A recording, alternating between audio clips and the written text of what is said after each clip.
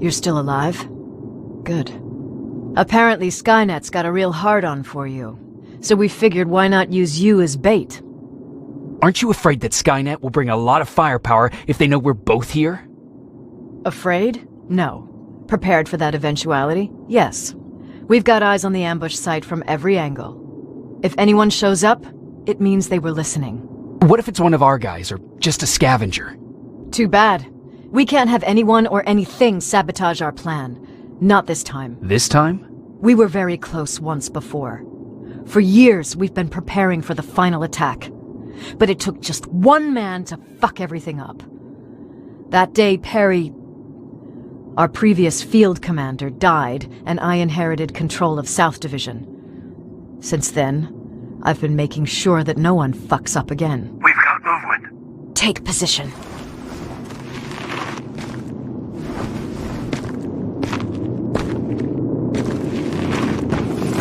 What do you have? A hooded man's walking down the street. Might be a scavenger. Rivers, you saw him. Is it the same model? Is it the Infiltrator? I can't tell. We're waiting for your signal. I think that might be it. You think? Good enough for me. Cease fire! Cease fire! Target down! I repeat, target down! Go check him! Eyes on the target. Proceed with caution. Is he dead? What the fuck? It's the target! He can't get away. Fire at will!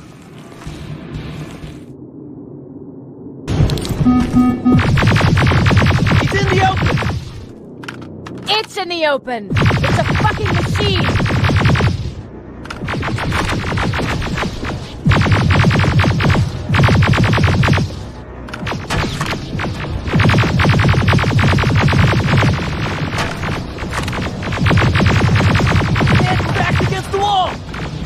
Got it now!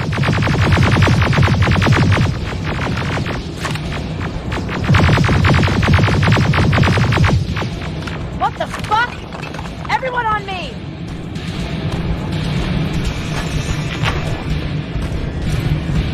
It's carrying a second-generation plasma rifle! I want it! They won't fucking die! Shoot!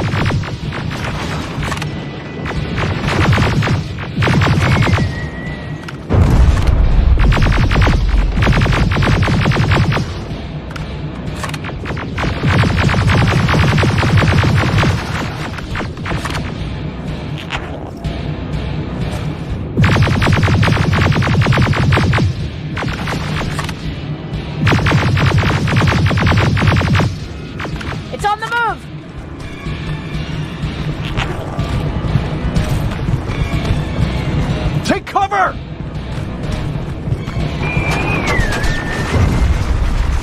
Open fire! That's one ugly son of a bitch.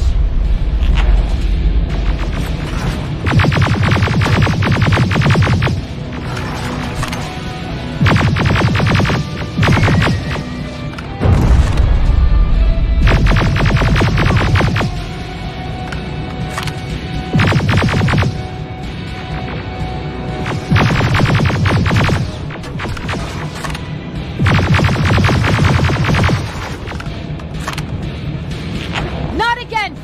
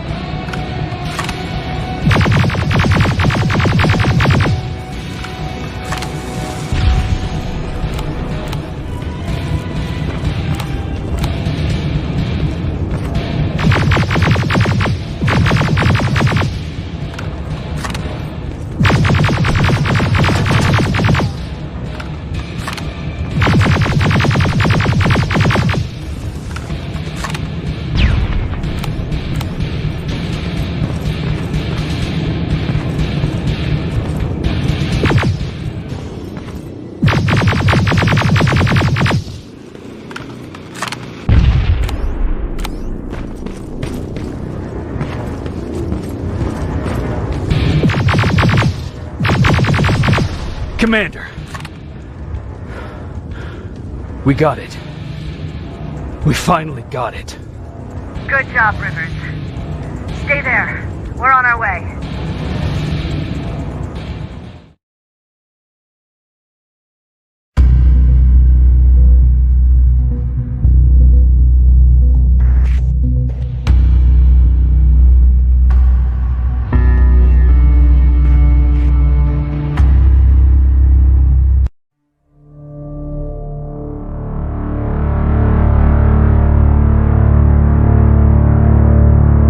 There was no doubt anymore.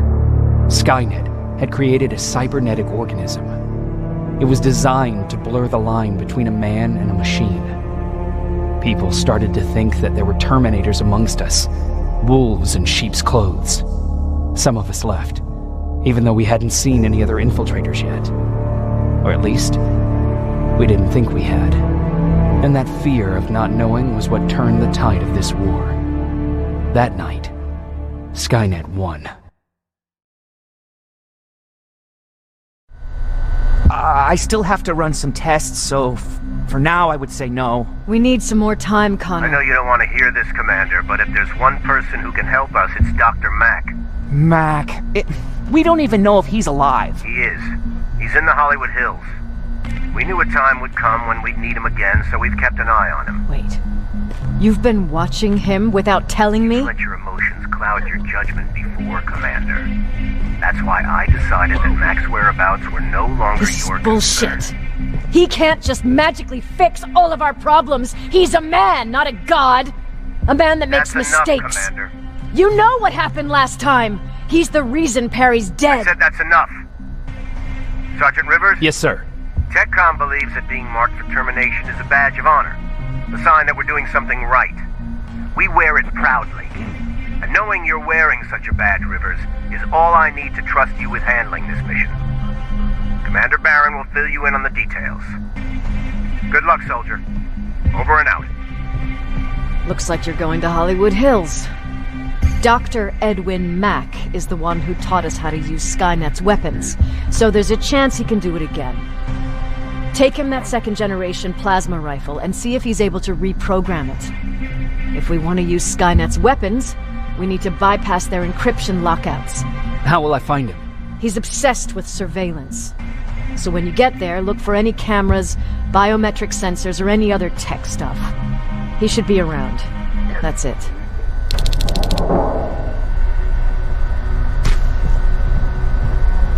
Sure, let's trust someone who gets called Dr. Death. That won't bite us in the ass. In the meantime, I'll see what I can learn from the new CPU we acquired from that Infiltrator. This could be the breakthrough that we've all been waiting for. I need to concentrate, so please don't disturb me.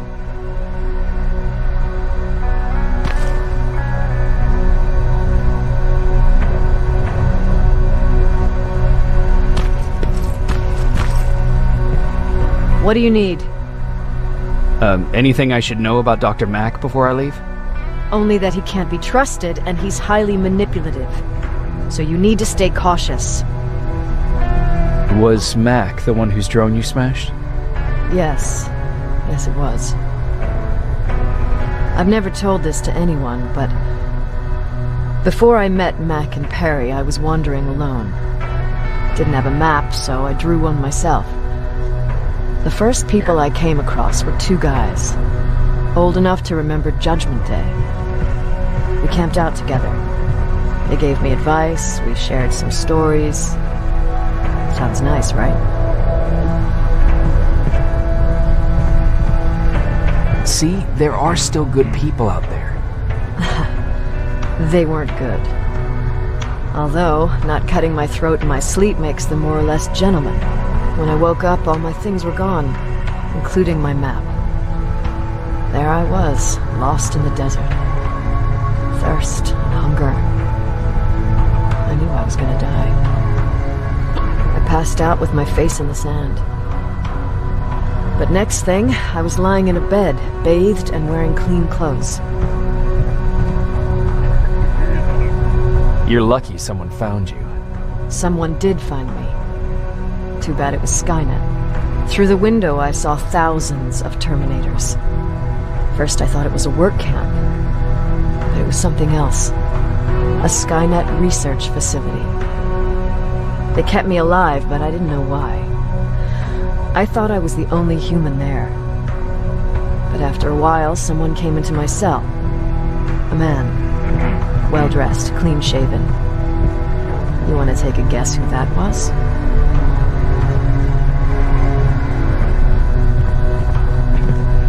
One of those guys who robbed you? No. He was a traitor to his race. Bastard was selling every piece of knowledge the machines didn't have. In return, they gave him everything he wanted. When he was done stuffing his face with food, he had another request. He wanted a whore. It lasted months, until I got to wrap a towel around his neck and make his eyes pop. You don't want to see people for what they really are. I've seen their true face. That traitor, those two guys in the desert, Mac, they all showed it to me. It's not pretty. The truth is, the only reason I fight for the Resistance is because I despise people just a little less than the machines.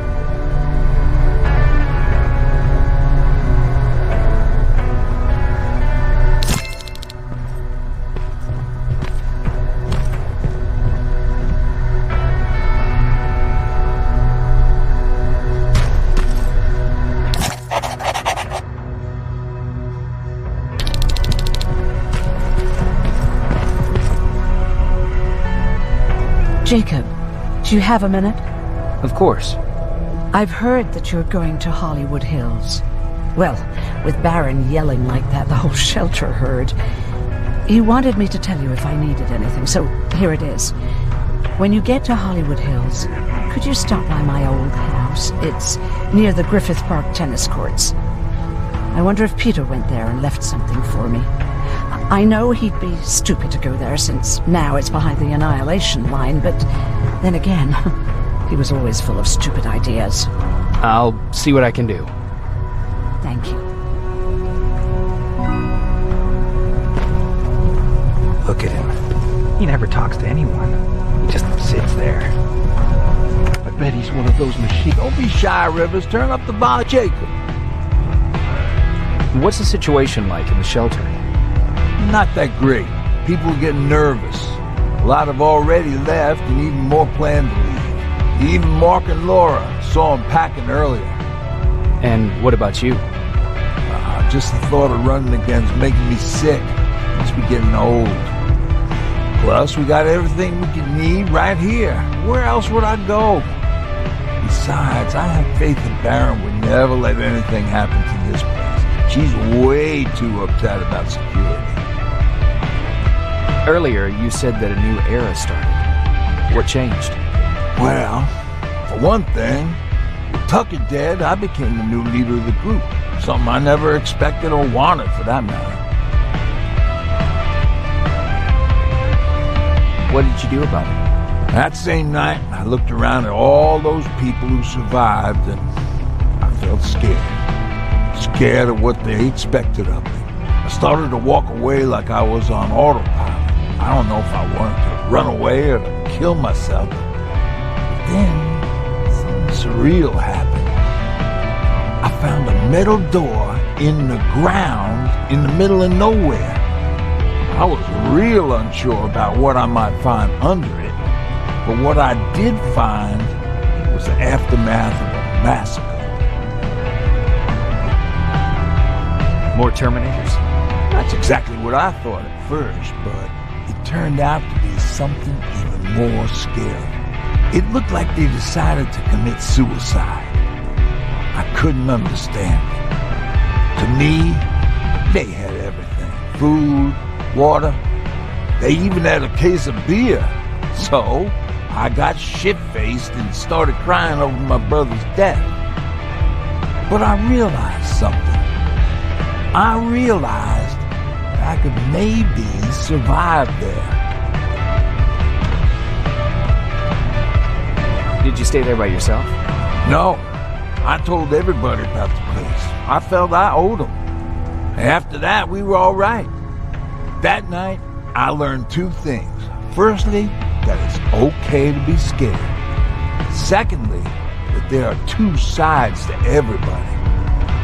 Ironically, me being a scaredy cat turned me into a good leader. And that's how I found that place, and that's what motivated me to help others. But Tucker, he was a leader from the start, but he had an ugly side too. He killed those who opposed him. He was a real scumbag, but he was my brother. He made me want to be a good person for the both of us. Our hangover wasn't a high price to pay for that lesson.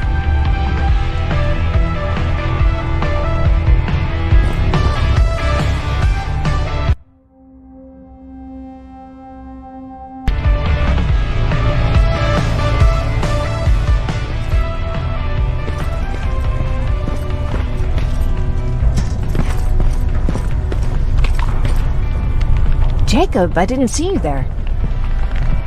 Where are you going? I'm going out scavenging. Don't worry. I'm past thinking about running away. Knowing how much you'd miss me made me not want to leave. Where's Patrick? He's getting ready. I'm taking him with me. I figure it's time for him to see what's out there. Is everything okay? You seem far away. Nothing can get past you, can it? I've been thinking about the day we met. I never told you how we really ended up there. You can tell me anything. I know I can. That's why you're the first person I'm telling this to.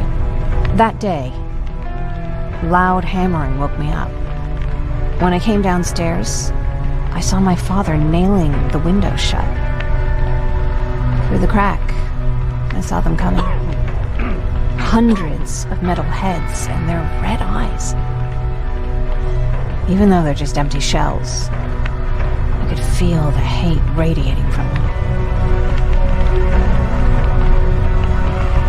What did you do? I made Patrick stay upstairs and went back to talk to my father. We argued for a minute or two, and I tried to pull him away from the window. He pushed me away. I tried it again, but he shoved me. This time I fell. I didn't recognize him as he was reaching for a shotgun. He said, I shouldn't worry about the machines. They wouldn't hurt us. I don't even remember how. But the gun was already in my hands. I closed my eyes and went someplace else. Didn't even hear the shot. I didn't hear Patrick's steps either.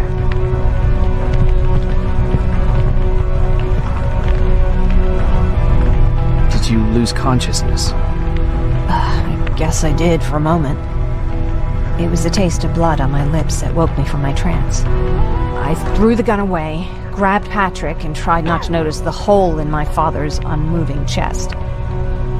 As we ran, I could hear them coming, so we found somewhere to hide. Then you came. I wanted to tell someone about all this, but I was afraid to. I'm glad you did. I am too. We talk a lot about how heartless the machines are. And I started to think that maybe I was too. I probably would have convinced myself of that if it wasn't for you keeping me sane. Thank you for everything. I never thought I would find a friend in times like these.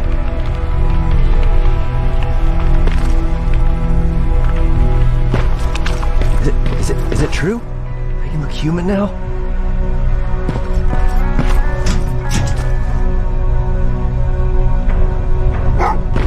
Oh, what's with the dogs? They've been like that ever since they brought